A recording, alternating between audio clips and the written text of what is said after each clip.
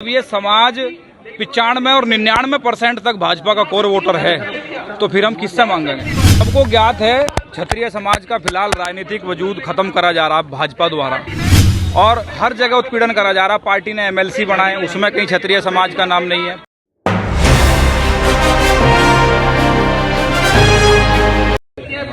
भाई आज सरदना विधानसभा के सोम चौबीसी के गांव कपसाड़ में क्षत्रिय समाज की और सर्व समाज की बड़ी पंचायत बुलाई गई है। सबको ज्ञात है क्षत्रिय समाज का फिलहाल राजनीतिक वजूद खत्म करा जा रहा भाजपा द्वारा। हमारे सभी प्रतिनिधियों का जो उपेक्षित करा जा रहा, ना किसी को प्रतिनिधित्व दिया जा रहा। पश्चिम उत्तर प्रदेश में एक भी टिकट, एक भी नेता हमारा जिसको सम्मान नहीं मिला और हर जगह उत्पीड़न करा जा रहा। पार्टी ने एमएलसी बनाए, उसमें कहीं क्षत्रिय समाज का नाम नहीं है। पार्टी ने टिकट बनाए, उसमें कहीं क्षत्रिय समाज का नाम नहीं है। पार्टी ने संगठन बनाया, उसमें कहीं समाज का नाम नहीं है। जब ये समाज 95 और 99% तक भाजपा का कोर वोटर है, तो फिर हम किससे मांगेंगे। इसी पार्टी से तो अपनी डिमांड रखेंगे ना। हमें सिर्फ ये दिखा के कि नहीं पार्टी तुम्हारी है, पार्टी तुम्हारी है, तुम मालिक हो, इससे काम नहीं चलने का। जब एक बार एक जगह किसी प्रत्याशी को तुम 10 साल तक 15 साल तक लगातार टिकट देते आ रहे, तो उसका बदलाव जरूरी है। अब ये समाज भी जाग चुका, इसीलिए ये पंचायत है।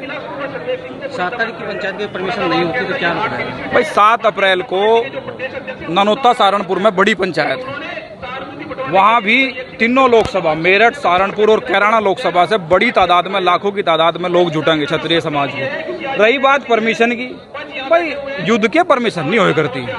हम जाएंगे, अपनी बात रखने जाएंगे, वहाँ कोई रोकेगा तो फिर उससे भी देखा जाएगा, और कोई नहीं रोकेगा तो पंचायत शांतिपूर्वक तरीके से करके आऊँगा। समाज में जो विरोध चल रहा है पार्टी का है कैंडिडेट का? क्षत्रिय समाज में जो विरोध कर रहा है, मैं तो पहले भी, हमारे आप सब पत्रकार बंधु खड़े हैं, मैं तो पहले भी कहता आया, ये जो विरोध है ये प्रत्याशी का तो है ही, लेकिन ये विरोध पार्टी का भी है। क्योंकि प्रत्याशियों को टिकट कौन दे रहा? प्रत्याशियों को टिकट तो पार्टी दे रही ना। संगठन में जो जगह नहीं दे रही वो पार्टी तो नहीं दे रही, एमएलसी नहीं बना रही वो पार्टी तो नहीं बना रही। पार्टी तो प्रतिनिधित्व खत्म करती जा रही, और कौन खत्म कर रहा? अच्छा, मड करीमपुर में जो घटना हुई है उसके लिए क्या करें? भाई मड करीमपुर में जो प्रत्याशी, जो भाजपा के प्रत्याशी हैं, उनके साथ जो उनकी गाड़ियों में तोड़फोड़ हुई है, वो खैर निंदनीय है। ऐसा नहीं होना चाहिए था किसी प्रत्याशी के साथ भी। लेकिन इसमें ये बात है, वहाँ की तस्वीर कुछ और दिखाई जा रही है।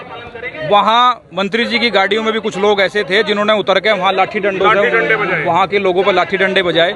उसका ही रिएक्शन था, एक्शन का रिएक्शन था वहाँ। बाकी ये है कि तोड़फोड़ गाड़ियों में नहीं करनी चाहिए थी, ये बात मैं मानता हूँ। लेकिन ये भी कोई तरीका नहीं होता कि आप चुनाव लड़ोगे और चुनाव में आप अपने साथ गुंडे बैठा के ले जाओगे और वो गाँव में लोगों को पिटाएंगे। जिस तरीके से 2024 चुनाव नजदीक है, मड करीमपुर में ग्रामीणों के साथ हाथापाई हुई है, क्या 2024 चुनाव में बदलाव देखेंगे? नहीं, 2024 चुनाव में कोई मड करीमपुर से ही थोड़ी बदलाव होगा। 2024 में तो सारे में चल रहा बदलाव। ये घटना तो परसों होगी, लेकिन विरोध तो पिछले 2 महीने से चल रहा ना। विरोध तो लोग देख रहे, आप सब भी मीडिया के बंधु हैं, सब लोग देख रहे होंगे। क्षत्रिय समाज को कहीं प्रतिनिधित्व नहीं दिया जा रहा, तो विरोध तो चलता रहेगा भाई, जब तक यहाँ समाज को सम्मान नहीं मिलेगा।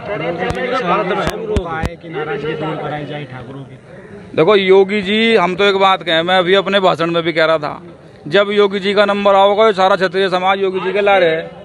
पर फिलहाल योगी जी एक टिकट भी तो नहीं दिलवा पाए ना हमारे समाज के लिए। योगी जी हमारे लिए कहते, हम मानते, योगी जी हमारे किसी क्षत्रिय समाज को सहारनपुर से, कैराना से, मेरठ से, मुजफ्फरनगर से, गाजियाबाद, जहां देश की सबसे बड़ी जीत 5.5 लाख वोटों से, जहां प्रधानमंत्री की भी जीत छोटी पड़ गई हो, और वहां से भी क्षत्रिय समाज का टिकट काट दिया और योगी जी बोल नहीं पाए, तो फिर योगी जी के चुनाव में योगी जी को वोट दे देंगे। इस चुनाव में फिलहाल योगी जी समाज को ना छेड़े।